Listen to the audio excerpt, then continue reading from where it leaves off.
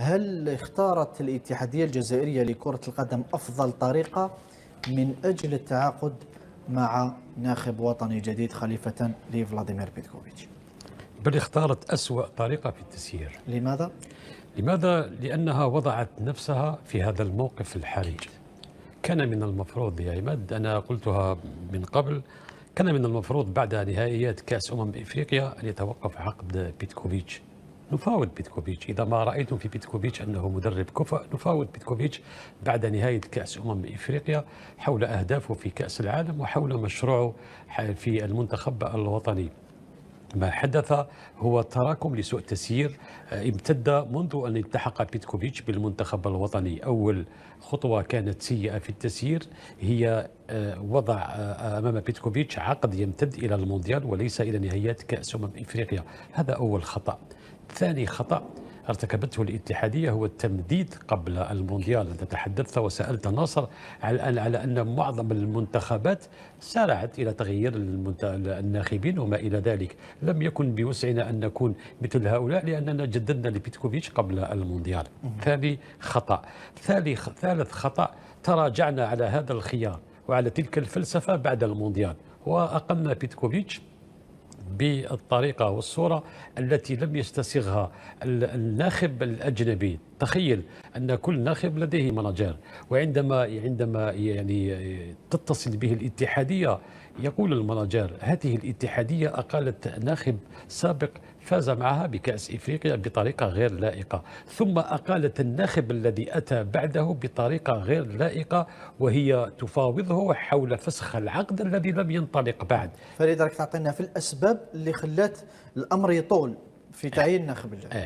لذلك كل هذه المعطيات جعلت من الاتحادية أن تجد نفسها في هذا الوضع الحرج. كان من المفروض أن نخطط لأن المونديال انتهى في هذا التاريخ، وتصفيات كأس إفريقيا كانت لم تكن بعيدة. لذلك إما أن الذي اختار تجديد عقد بيتكوفيتش كان عليه أن يبرر كيف تم تجديد العقد بتلك الصورة وبتلك المعطيات وبذلك العقد البعيد عن الناحية القانونية من للحفاظ على مصلحة الفيدرالية طبعا، وإما أن يؤكد لنا بأنه أخطأ وهو اليوم يدفع فاتورة ذلك الخطأ. لا تحدثني يا عماد رجاء على أن الاتحادية تفاوض العديد من الناخبين في هذه الفترة، لأنني كنت أتابع الخبر الرياضي عن بعد وأنا أشاهد بألم، صدقني بألم، كيف أن الكثير من المغفلين كانوا يتداولون أسماء ويرمون بها إلى مسامع الجماهير الشغوفة بمتابعة أخبار المنتخب الوطني، وهم لا يعون بأنهم قضوا على قدسية الخبر بتسريب تلك الأسماء. الخبر مقدس، من المفروض على أي إعلامي أن لا يذهب إلى هذا البلاطو أو لتلك الصفحة أو لذلك المقال ويتحدث عن اتصالات الفيدرالية مع هذا الناخب مع هذا الاسم. اليوم كسابقة منذ الاستقلال يعني بعض الإعلاميين سمحهم الله يعني مدونا ب 25 30 اسم تفاوضت معه الاتحادية. أولا هؤلاء لا يفرقون بين التماس الاتحادية لأخبار هذا الناخب وليس اتصال. هذا أولا، بدليل جس نبض ما يقدرش يكون حتى جس نبض. طيب، التماس لبعض الأخبار تاع مدربنا. هذا أولا. ثانيا، يتحدثون بصورة يعني اسمح لي على توظيف هذا المصطلح بغباء. لا نتحدث على مدرسة أو جنسية. متى كان مشروع المنتخب يتوقف على جنسية الناخب، على جنسية جواز السفر؟ متى كان هذا الأمر؟ هذا يعني هراء في عالم كرة القدم. لا نتحدث على المدرسة لأنه تحدثوا عن المدرسة الإسبانية. طيب، المدرسة الإسبانية ليست جواز سفر. المدرسة الإسبانية هي تراكم عمل يمتد على مدار 30 20 25 سنة. عندما تتحدث على التيكي تاكا، هذه فلسفة أتى بها كرويف إلى المدرسة الإسبانية وطورتها المدرسة الإسبانية. عندما نتحدث على ديلافوينتي يا عماد تأكد بأنه اشتغل مع الفئات السنية.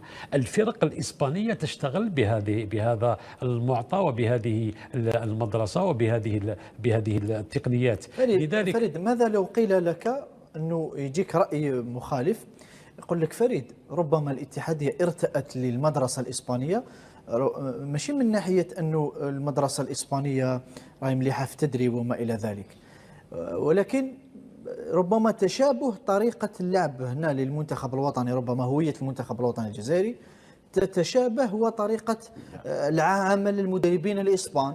ربما من هذا الجانب لا تتشابه الكرة الإسبانية بالكرة. أنا أعطيت له احتمال. لا يعني أولا نطرح سؤال، هل لديك هوية لعب أنت في المنتخب الوطني؟ بيتكوفيتش قضى على آخر جزئية من هذا المصطلح، هذا أولا. ثانيا، أنت تتحدث على الكرة الجزائرية أو تتحدث على اللاعب الجزائري الدولي؟ إذا ما تحدثت على الكرة الجزائرية هي غائبة، ليست لديها ولا هوية في النوادي الجزائرية، بدليل ما كنا نتحدث عنه منذ قليل في الكرة المحلية. أما إذا تحدثت عن اللاعب الدولي الجزائري فهذا لاعب أوروبي مكون في أوروبا، لا علاقة له بهوية الكرة الجزائرية. ما تتحدث عنه اليوم تضارب في المصطلحات وفي المعنى. أنت تتحدث عن هوية الكرة الجزائرية التي صنعها اللاعب الجزائري المحلي في الثمانينات، عندما كنا نكون اللاعب الجزائري في الجزائر ونرفع به إلى المنتخب الوطني أيام نصر بويش وما إلى ذلك. أما اليوم فأنت تأتي بلاعب مكون في أوروبا وليس مكون في الجزائر، لذلك لا تحدثني على هذا المعطى. هذا أولا. ثانيا، عندما تتحدث على الكرة الإسبانية ليس ببعيد، أنا أذكرك ولم أستمع ولا لرأي تحدث وغرف من هذا المعطى. الكراز خير الدين زتشي عندما تحدث في إحدى الحوارات واختار الكراز قال أريد المدرسة الإسبانية لأنها قريبة من الجزائر. هل رأيتم ماذا فعل الكراز في المنتخب الوطني؟ أخذ الأموال وذهب وعاد إلى الأندلس. لذلك يا عماد لا تتحدثوا بهذا الغباء. المدرسة الإسبانية ليست جواز سفر، المدرسة الإسبانية هي عمل في النوادي الإسبانية في تخطيط الفيدرالية الإسبانية. أنت بعيد كل البعد عن كلمة تخطيط. أولا، كيف تتحدث على جلب جواز سفر إسباني ليمدك بهذا العمل؟ هذا أولا. ثانيا، كيف تتحدثون كل يوم يأتي هذا الإعلامي أو ذاك يحدثك عن أن الاتحادية اتصلت بعماد، بعد 24 ساعة يحدثك على أن الاتحادية اتصلت بناصر، بعد 36 ساعة يحدثك عن الاتحادية اتصلت بفريد.